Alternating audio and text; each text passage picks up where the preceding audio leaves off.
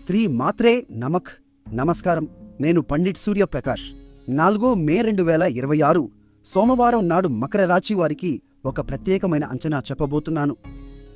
ప్రియమైన బిడ్డ, ఈరోజు మీ 3వ భావంలో అంటే ధైర్యం మరియు కమ్యూనికేషన్ను సూచించే స్థానంలో శని మరియు కుజుడు కలిసి ఉన్నారు. ఈ సంయోగం అంటే ఈ 2 గ్రహాలు ఒకే రాశిలో కలిసి ప్రయాణం చేస్తున్నాయి. ఇది మీ మాటలకు అపారమైన బలాన్ని ఇస్తుంది. ఆఫీస్ మీటింగ్లో మీ అభిప్రాయాలు గట్టిగా వినిపిస్తాయి.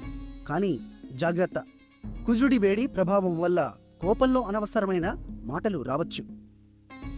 కుటుంబ సభ్యులతో, ముఖ్యంగా అమ్మతో మాట్లాడేటప్పుడు ఓపిక పాటించండి.